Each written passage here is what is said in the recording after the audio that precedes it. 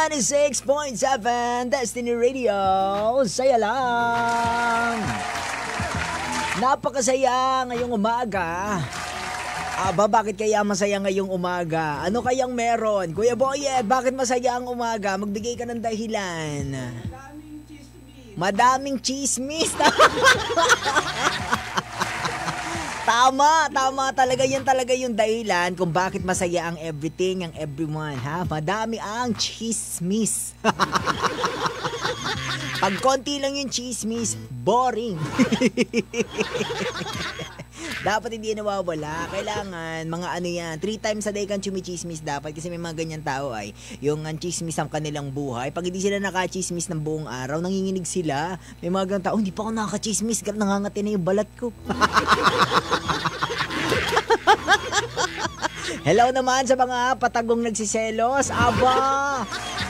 Sa mga patago ang pagsiselos dyan, bakit naman patago? Yun yung ilalabas. So, hindi tinatago yung ganyan, di ba? Sino ba yung mga yan, Kuya Boyan? Sino ba yung mga nagsiselos na yan na ano? Hindi pa sabihin na lang. Kailangan inililihim pa. Huwag kayong gano'n. Dapat hinaharap nyo ng may tapang at may paninindigan ang inyong pagsiselos, di ba? Magsiselos na lang din naman kayo, di ba? Tapangan mo na, di ba? Sayang naman yung sayang naman yung pagkakataon. O, di ba? Malay mo, magbalik loob. Magbalik loob. Yung mga nalihis ng landas, ayan, malay mo naman ay sa iyong pagiging totoo sa iyong self ay magbalik loob, di ba? Ang nakaraan ay maisa katuparan. Maisa katuparan. Pero sabi nila, may nabasa akong article sa Facebook. Sabi nila daw talaga, ang tunay na nagmamahal daw, nagsiselos. So pag hindi daw nagsiselos, di ka daw tunay na mahal. Tunay ba yun, Kuya Boy? Pwede, no? Kasi, di ba, kahit daw sa friend, kahit sa mga kaibigan niya, oo, tama, no? Minsan meron talagang pagsiselos na na nadarama kahit sa mga, mga friends, di ba? Kaya may nagkakaingitan sa mga magkakaibigan, ay, mas madami laging time ito dito sa isang kaibigan kaysa sa akin. Pag ako, hindi na ako ganito, ganyan. Di ba? So, tama pala, no? So, pag nagsiselos, huwag tayo magagalit pala dapat. Dapat natutuwa tayo kasi, yes! Mahal niya ako! Yes! Sumakses tayo lahat! Nako na! Ayoko na magtrabaho. Sige na. Successful na, Kuya Boy, at sumakses na ako sa imagine ko. Napawaw, sumakses na ako. Charot. Ganun ba yun? So, dapat pala matutuwa tayong lahat. Wag na tayo masyadong, mainis. Wag natin inaaway si jowa kapag nagsiselos. Bigla ka na lang kiligin. Pag nagsiselo siya, medyo tahimik siya or medyo inaaway ka, ganyan. Huwag mo nga awayin, di ba? Ang technique dyan, ha? Hindi mo sisigawan, hindi mo pagtataasan ng boses, huwag mong sasabihin, wala lang yon, masyado kang paranoid. Wag daw ganon. Yakapin mo bigla. Yakapin mo sa liig. Hanggang mag-violet. Hindi, lambingin mo, di ba? Kaya nga nagsiselos siya kasi meron may feelings di ba? Kung di nagsiselos, wala pakialam sa'yo, di ba? Dahil may pakialam sa'yo, nagsiselos siya. Ganon lang yon, ka-Destiny. Masyado ka namang mainit yung ulo mo dyan. Ayun, wala lang, na-share ko lang. Welcome to the show. Welcome to Dear Diaries. Inyong kapiling kasama, magulit mong Papa. My name is Papa Del. Saan ka pa, Kuya Boy? Dito lang yun. Dito lang merong DJ na nag-i-intro, nauutal sarili niyang intro, pero tinutuloy. Dito lang yun. Dito lang yan sa Destiny. Saya lang dito Dito lang tayo sa masaya lang.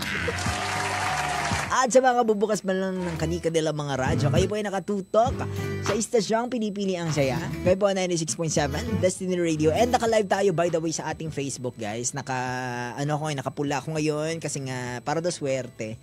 Nakapula ka dapat pag Monday para lumalapit ang mga di ba? O, di ba sumuwerte nga, sumakses kasi may may mga madaming chismis. Pag pula talaga yung damit mo, lalapitan ka ng mga chismis talaga. Kaya magpula kayo para madaming information ang lumalapit sa inyo. Naka-live tayo sa Facebook, ha? Punta kayo sa Facebook nyo and then i-type ninyo DZDG Destiny Radio at mapapanood mo. Maki-comment ka na, makikulit and what, bahala ka. Sa ating YouTube naman, yan, nag-upload tayo ng mga replays dyan. Actually, kaka-upload ko lang ng replays kaninang morning. So, punta mo na yung YouTube channel namin and panoodin ang mga replays sa mga favorite mong DJs ng Destiny Radio. Ganon! At dahil nga ito nga ay Dear Diaries, eto na, magbasa na tayo ng letter.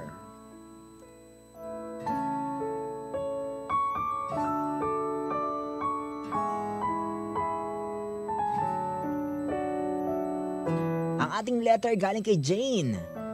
At sa mga gusto pong magpadala ng kanilang mga letter, kung ano man yung gusto nyo ikwento, love life, pagka-in love, tungkol sa crush nyo na hindi na kayo crush, tapos nung hindi nyo na siya crush, bigla kayo naging crush, tapos yung crush nyo naligawan nyo noon, tapos binasted ka, tapos nung may natitripan ka ng iba, nagselos. Naman, kung ano-ano pinagsasabi sa'yo.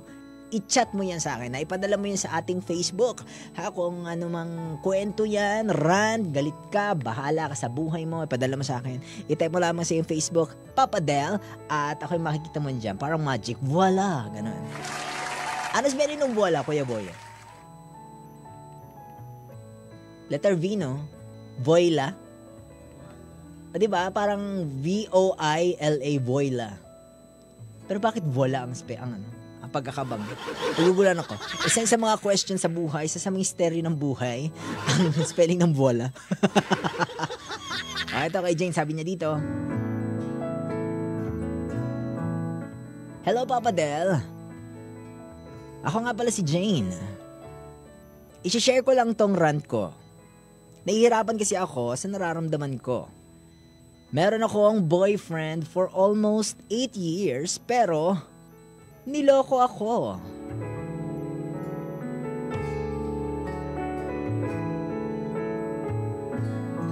Nahuli ko ang sobrang dami niyang kachat na babae sa ibang social media accounts niya.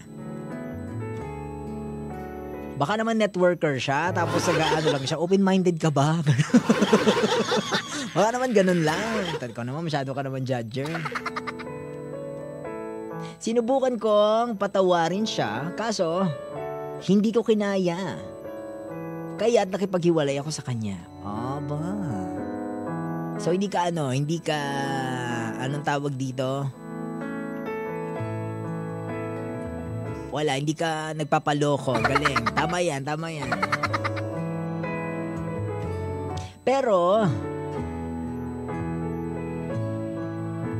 during that time, may nakausap akong iba, pero kahit ganon, after a month, nakipagbalikan ako kasi nagigilty ako dahil sinasayang niya buhay niya at gusto ko din naman subukan ulit. Ay, kasasabi ko lang kanina, hindi ka na tanga ka na ulit. Binabawi ko na, Jane. During that time, may mga nakausap akong iba, pero kahit ganon, after a month, nakipagbalikan ako kasi nagigilty ako dahil sinasayang niya buhay niya at gusto ko din namang subukan ulit. Okay, nabasa ko na yung part na yun. Ulitan, bakit ba? Wala kayong pakialam. Pero puro kami away. Pinilit niya ako sa mga bagay na gusto niya.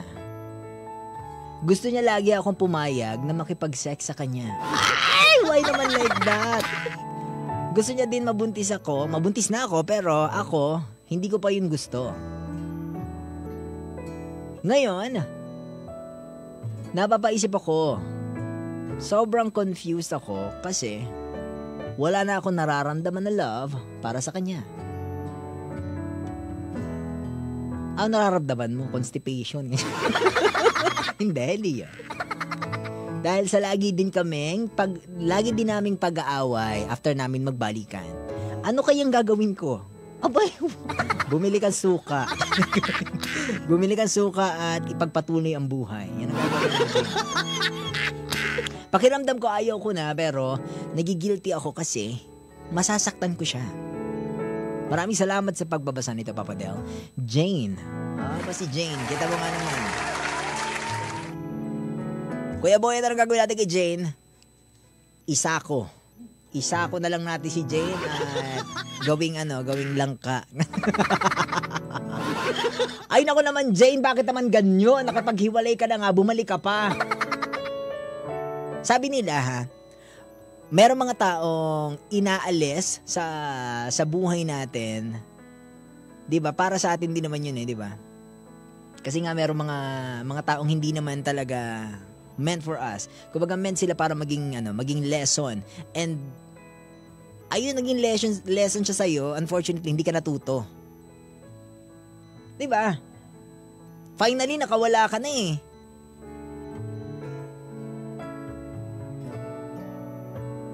Tapos nakipagbalikan ka ulit. Ang galing mo dun sa part na yun.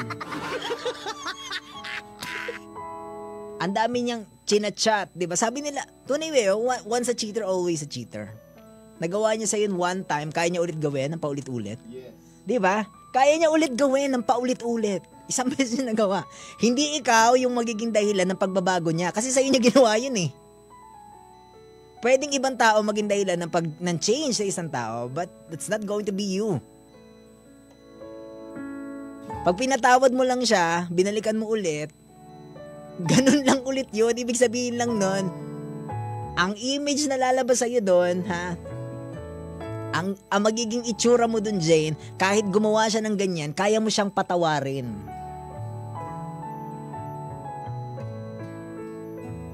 Diba? So, ulitin lang niya ulit yon. Pulang-pula naman yung pagkaka-red flag niya, na Jane, naman sinasabi. Pulang-pula, mas pula pa sa damit ko ngayon. Yung pagka-red flag nitong jowa mo, tapos binalikan mo, ay no, gusto ko tang kaltukan, Jane, isa lang pa, isa. Lumapit dito ka, porito ka sa station. Nalipepekto sa isa lang. Iisahan lang ito, dali na. Maibisan lang yung init ng ulo ko sa'yo.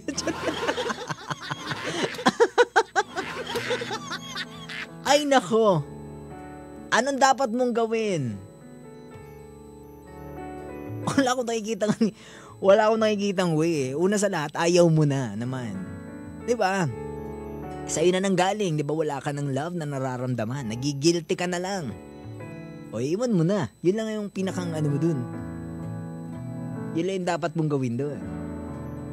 Huwag ka mag-guilty na masasaktan. Paano ka? Nagigilty ka, masasaktan mo siya. Paano ka? Nasasaktan ka. Laging ganon, uunahin mo yung iba before yourself. Unahin mo yung sarili mo. Hindi healthy yung relationship. Diba?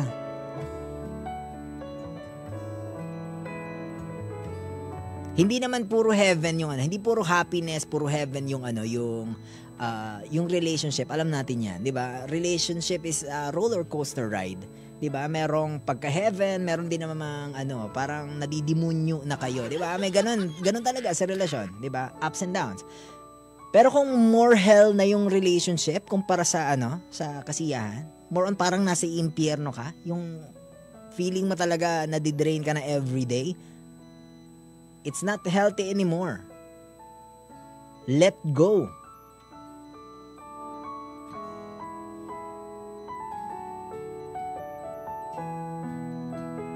Pakiramdam mo ayaw mo na. O, kung may sabi nito, pakiramdam mo ayaw mo na. Ay, sundin mo yung pakiramdam mo, ayaw mo na. Anong gagawin? Makipaghiwalay.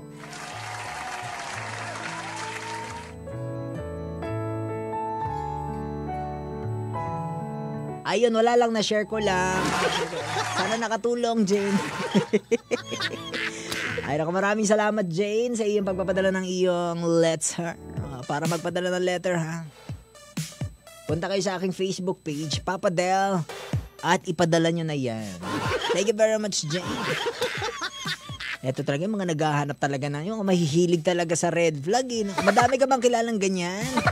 Naku, may kilala kang ganyan ka, Destiny. Medyo, pitikin mo sa sa masakit. Kung saan man pwedeng pitikin. Bala ka na, ikaw nang pumili kung saan mo pipitikin. Ikaw, Kuya Boy, at saan mo pipitikin? Sa pigsa. Kadire, yak! Kuya Carl, saan mo pipitikin? Bahala na kayo magtuloy. Kung ano man yun. Sa bagay na masakit kasi yun doon. Yan naman, may hilig talaga sa red flag. Sinasabi ko naman sa inyo, kayo din na ko talaga sinasaktan yung inyong mga self. O ito na lang para naman sa mga may hilig sa kape dyan. Ayan ha. At nais makaranas ng dagdag na enerhiya at lakas ng katawan. Ito na para sa inyo na talaga to ha. Mark Cafe 5-in-1+1 Coffee Mix. Oo, hindi lang yan basta kape dahil meron niyang mabibisang sangkap kagaya na agaricus blazei, morel mushroom, panax ginseng at spirulina, mga powerful ingredients na tumutulong sa pagpapalakas ng iyong immune system, pagpapabuti ng mental focus at pagpapataas ng overall energy. Agaricus blazei, morel mushroom ay kilala sa mga health benefits niya na lalo na sa pagpapalakas ng katawan. Samantalang ang panax ginseng ay tumutulong upang manatili kang alerto at focus sa buong araw. Kaya perfect na perfect yan para sa busy na kagaya mo, busy sa paghahanap ng mga red flags. At hindi lang yan merong spirulina, isang superfood na nagbibigay ng natural nutrients na makatutulong sa ating digestion and bowel movements. Ano pang hinihintay mo? Subukan na ang Mark Cafe 5-in-1+1 Coffee Mix, kape na may dagdag na benepisyo. Mark Cafe 5-in-1+1 Coffee Mix, ang sarap ng natural.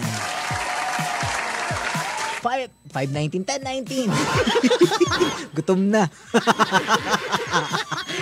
10:19 ang ating oras sa buong Kapuluan ng Pilipinas. Sa mga tumambay, pamana kanina, sa mga oras na ito, thank you very much. Muli tayo magkikinigan bukas, same time, same voice, same frequency. This has been Dear Diaries, and this has been your Papa. My name is Papa Del. Dito lang sa istasyong pinipili ang saya. Kami po ang ano tayo kayo boy? Tayo ang 96.7 Destiny Radio. Saya lang!